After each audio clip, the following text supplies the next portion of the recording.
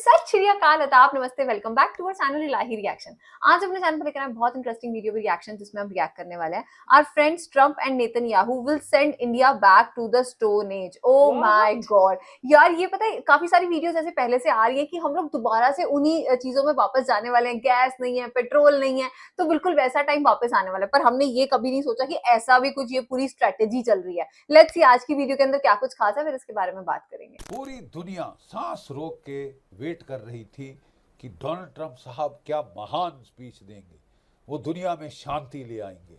वो ओ भाई, ये तो चुप ही रहे तो बहुत बड़ी बात हो रहा है। वो तो नोबेल पीस अवार्ड का वेट कर रहे थे। कीमतें रॉक बॉटम टच कर जाएंगी और एक शांति का युग पता नहीं क्या ही हो जाएगा। पागल केपर जो डोनाल्ड ट्रंप आई थिंक इस टाइम पूरा वर्ल्ड जो डिस्टर्ब है ना, वो एक ये सिंगल बंदा उसके लिए रिस्पांसिबल दिखा दिया कि कोई कॉमन सेंस को वो सुनने को तैयार नहीं। जो उनको रिटायर्ड जनरल्स एडमिरल्स अमेरिका में कह रहे हैं, जो चाटुकारिता से जिनको कुछ लेना देना नहीं, वो उनको कह रहे हैं कि साहब खत्म करो, एस्केलेशन ट्रैप में मत फंसो, seriously call it off while there is time. Escalation trap में फंस गए, ग्राउंड ट्रूप्स कमिट कर दिए, वो इन्वॉल्व हो गए, कैजुअल्टीज बॉडी बैग्स भरने शुरू हो गए, तो फिर साहब आप फंस जाओगे, आपको फेलियर रीइंफोर्स करना पड़ेगा। बट एग्जैक्टली वही किया है डोनाल्ड ट्रंप ने। वही तो मैं कहा, फंस ही जाके गए। अगर उसकी पागलपने को छोड़ा जाए, आधा तो सेंस निकालना मुश्किल होता है उनकी स्पीचेस में से। बट कभी मैक्रोन बात तो सही कह रहे हैं। श्रीमती जी को गाली गलौज कर रहे हैं, समझ नहीं आ रहा ये बात क्या ट्रू है भाई। लेकिन वो सब चीज at the end of the day was कि 2-3 हफ्ते लड़ाई और करूंगा मैं, 2-3 हफ्ते मेरे को चाहिए, मैं ईरान को back to the stone age bomb करूंगा। पहले इराक को back to the stone age bomb किया था, फिर अफगानिस्तान को यूएसए बॉम्ब खुद ही किया। ना हो जाए प्रॉब्लम ये थी कि अफगानिस्तान पहले ही स्टोन एज में था, तो उनको कोई फर्क नहीं पड़ा साहब, और 20 साल बाद वहां से अपना मुंह लटका के वापस आ गए with the military disgrace of a withdrawal. अब भाई डोंट नो आप क्यों इसमें फिर फंसना चाहते हैं, लेकिन ऑब्वियस है कि आपने तकरीबन फंसा दिया ही है। देखिए, अगर आप खर्ग आइलैंड पे असॉल्ट करते हैं, किसी भी आइलैंड पे असॉल्ट करते हैं, मैं आंकड़े बता दूं, वर्ल्ड वॉर 2 में अमेरिकन मरीन्स ने इवो जिमा, ओकिनावा, ये सारे आइलैंड्स पे हमला करके कैप्चर किया था। वहां कैजुअल्टी रेट क्या था साहब, मैं याद दिला दूं, फौजी हो ना, मैं याद दिला दूं आपको, थोड़ा सैनिक इतिहास समझा दूं। 25 से 33% असॉल्टिंग फोर्सेस मारे गए थे। May I say that again? 25 to 30%। 33% assault force खलास हो गए। 33%। तो जो आपका मेरीन एक्सपेडिशनरी यूनिट नंबर 11 और 33 जो आप लॉन्च करने की प्लान बना रहे हैं साहब, आप तैयार रहिए कि इससे 40 से 50% कैजुअल्टी हो सकती है, क्योंकि अब ऑप्टिक फाइबर के ड्रोन्स हैं साहब, जिनको आप जैम नहीं कर पाओगे, और जो आपके आपके हेलीकॉप्टर, आपके लैंडिंग ट्रूप्स में तबाही मचा सकते हैं साहब, आपके जहाज़ों को डुबो सकते हैं, बड़े ड्रोन और एंटी शिप मिसाइल। और बार बार आप कह रहे हैं कि साहब हमने सारे मिसाइल तबाह कर दिए। कल ईरान ने कोई 450 सर्जिल मिसाइल जो है वो फायर किए हैं तल अवीव पे, जेरूसलम पे, और वहां साथ में इन टैंडम कोऑर्डिनेटेड अटैक, ठीक है, हिजबुल्लाह ने 2500 मिसाइल फायर किए हैं नॉर्दर्न इजराइल के ऊपर। कोऑर्डिनेटेड अटैक है। आप कह रहे हैं हमने सारा कमांड कंट्रोल कोऑर्डिनेशन खलास कर दिया है, तो 1000 किलोमीटर दूर IRGC पहले इंडियन मीडिया के बारे में सब बातें चल रही थी, और अब यूएसए से ये सब खबरें आ रही है, मतलब वो फेक न्यूज़ स्प्रेड कर रहे हैं। आपकी बड़ी बड़ी डींगे यार, ईरान वो तोड़ना इतना आसान नहीं है, सर फाड़ दिया, ये सब बकवास है साहब। वो देश तैयारी ही सिर्फ जंग की कर रहा था, आप उसको कहां हरा पाओगे? 45 दिन आपने बॉम्बिंग करी थी इराक की, और जब वहां पे लोग पहुंचे, क्या क्या बढ़ चढ़ के क्लेम किया था। जब आपकी फौजें इराक पहुंची तो देखा सब सही सलामत था, सही हुआ था, कुछ भी नहीं हुआ था, हार्डली एनीथिंग। इतने बढ़ चढ़ के क्लेम्स दिए थे, इनसफिशिएंटली कंटेक्चुअल क्लेम्स। ये बोला है पंजाबी में जिसको कहते थे तुमने पड़ियां मारी थी। क्लेम तो बहुत होता है लड़ाई के दौरान, तो कह तो रहे कख भी नहीं हुआ था। देखो, एग्जामिन करो कितना असली में हुआ, तो खुदा पहाड़ निकली चुईया की बात हो जाती है। देखिए, धरती माँ बहुत अच्छी प्रोटेक्शन देती है, जो लोग धरती माँ की शरण में चले जाते हैं उनको, वियतनाम के लोग गए थे डिग अंडरग्राउंड टनल्स, मैं उन टनल्स में गया हुआ हूँ। ईरान ने भी बिल्कुल वही यही सेम किया है। स्ट्रैटेजी है। यस, 1500 उन्होंने भी फुट टनल नीचे बनाई जाके हुई है, मिसाइल सिटीज आप बना दी वहां हैं से नहीं साहब, निकाल सकते जहाँ किसी कोई को। Bunker buster bomb GBU 57 GBU 72 कोई नहीं पहुंच पा रहा। ट्रू आप ट्रू कह रहे ट्रू। हैं पहुंच रहा है, आप कह रहे हैं सब बर्बाद कर दिया, सब खत्म हो गया, कुछ नहीं बचा, मार डाला, पीट डाला, रौंद डाला। तो मेरे आका ये फिर फायर कहाँ से कर रहे हैं? और हर रोज के रोज रोज फायर के कर रहे हैं, रोज, रोज रोज कर के रहे रोज तुम्हारा झूठ दुनिया के सामने दिखा रहा है। और झूठ वो के भी अपनी बुनियाद मामूली पे ड्रोन्स आप के साथ। लोगों अभी को तो उन्होंने अपनी बेवकूफ बना मिसाइल्स सकते हैं, लॉन्च ही आप नहीं लड़ाई की। नहीं जीत सकते। वो मिसाइल्स छोड़े तो क्लस्टर लड़ाई नहीं बॉम्ब्स जीत इन्होंने सकते, वो न्यू इस यथार्थ बार पे लड़नी इंट्रोड्यूस किए हैं पड़ती। अपनी वॉर में।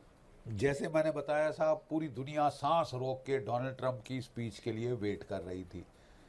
और कल मार्को रूबियो ने भी बोला था, डोनाल्ड ट्रंप पुचकार रहे थे मार्केट्स को कि ब्लड बाथ में मत जाओ, डोंट गो इनटू पैनिक। मैं सब बंद कर रहा हूँ, जल्दी कर रहा हूँ। और आज जहाँ उन्होंने ये पागलपने की स्पीच दी है, तो साहब ब्रेंट क्रूड की प्राइस $112 प्रति बैरल हो गई। कर लो जो करना है, $112 प्रति बैरल हो गई है। दुनिया इकोनॉमिक तबाही की कगार पे आप धकेल रहे हैं। जितने दिन ये लड़ाई चलेगी, दुनिया वो इकोनॉमिक रिसेशन में जाएगी। जाके वी रहेगी। ऑलरेडी आप फेस। दुनिया को छोड़े साहब, भाड़ में जाए बाकी दुनिया। जरा भारतवर्ष की तो बात की जाए। हम साहब गोल्डी लॉक मूवमेंट में से, हमारी इन्फ्लेशन लो थी, हमारी इकोनॉमी चढ़े जा रही थी, GDP ग्रोथ रेट बढ़ रहा था, 7 से 8% के बीच हम होवर कर रहे थे। 8% ग्रोथ रेट की बात हो रही थी, GDP एनुअल ग्रोथ रेट की।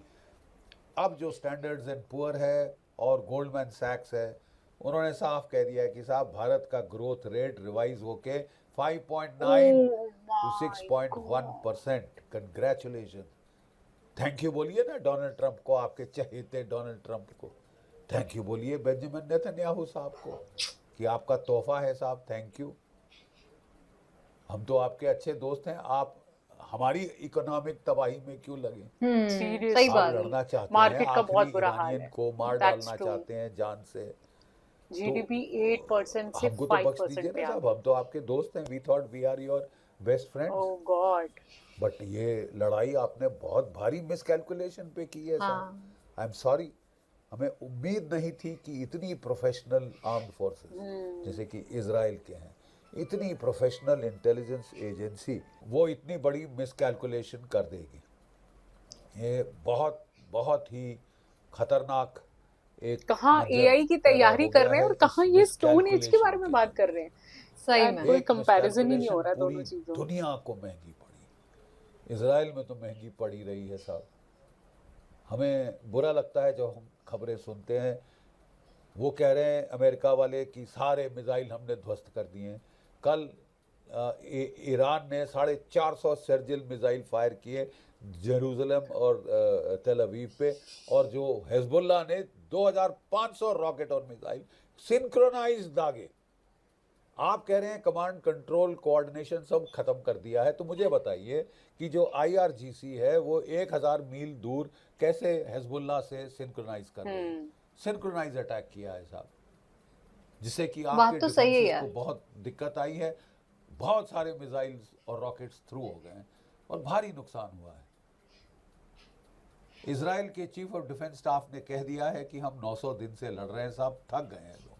4 लाख की फौज हमने लगा दी है लेबनान में, सदर्न लेबनान में, जहां बहुत भीषण रेजिस्टेंस हो रहा है, क्योंकि दूसरे भी तैयारी करके बैठे थे, Obviously, साहब। वो मार खाने और के लिए थोड़ी उसके कोई बैठा चलते सामने। एक जो 162 इन्फेंट्री डिवीजन है, मैंने कल भी बताया, 162 इन्फेंट्री डिवीजन एम्बुश हो गई है वेस्टर्न कोस्टल हाईवे के ऊपर।